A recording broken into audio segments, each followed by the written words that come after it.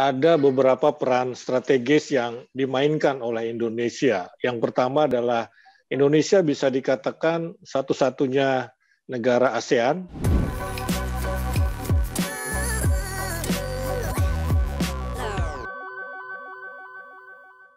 Mungkin di awal bisa dijelaskan, Pak, peran strategis Indonesia sebagai pemegang ketuaan presidensi G20 tahun ini seperti apa, Pak, perannya? Iya, jadi ada beberapa peran strategis yang dimainkan oleh Indonesia. Yang pertama adalah Indonesia bisa dikatakan satu-satunya negara ASEAN, kemudian juga negara berkembang. Ya, tentu saja ada Argentina, ada India, ya, tetapi kita bisa mengatakan bahwa kita mewakili atau merepresentasikan negara berkembang. Dan di sini kita akan membawakan suara negara-negara berkembang, termasuk juga negara-negara underdeveloped, ya, atau negara miskin, mohon maaf katakanlah seperti itu. Yang kedua, Indonesia dinilai sukses dalam menanggulangi pandemi COVID-19.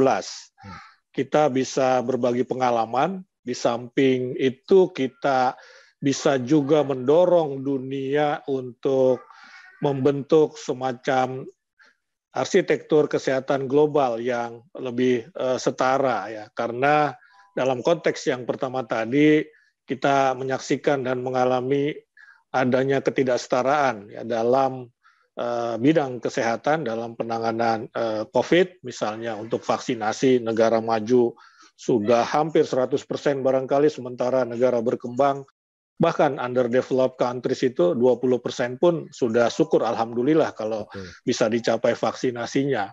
Nah, ketiga, Indonesia juga memegang peran yang sangat penting dalam konteks lingkungan, ya, lingkungan, karena kita negara yang menjadi salah satu, ya, paru-paru dunia misalnya begitu.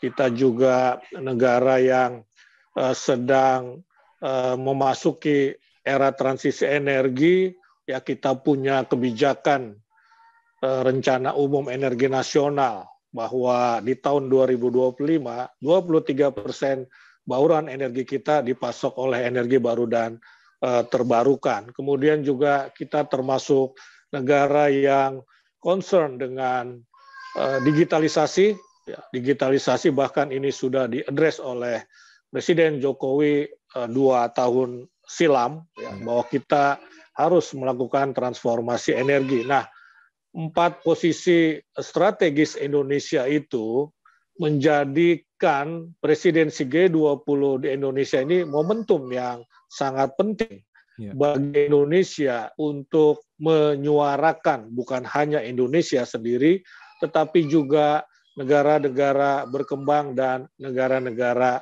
miskin. Kira-kira seperti itu. Baik, ini selain kesehatan, kemudian transformasi energi dan digital, Pak Usman, apakah sektor lain juga akan dibahas, Pak, seperti UMKM dan perempuan? Iya, itu akan masuk di dalam tiga konteks tadi, ya, tiga topik yang dibahas. Ya, misalnya kalau UMKM itu akan masuk ke dalam digital transformasi digital. Bagaimana UMKM ikut serta dalam transformasi digital, karena kita tahu bahwa ekonomi ke depan akan bergerak ke arah digital. Betul. Ya, begitu juga dalam konteks perempuan misalnya, ya, dia bisa masuk, ya, di dalam sektor transformasi digital maupun di sektor yang pertama, yaitu kesehatan global. Ya, bagaimana perempuan mencapai kesetaraan dalam akses kesehatan, bagaimana perempuan juga punya akses yang setara dengan kaum laki-laki, kaum pria dalam transformasi digital, termasuk misalnya ekonomi digital. Kira-kira seperti itu, bisa dimasukkan ke dalam 1 atau 2 tema besar yang disampaikan oleh Presiden.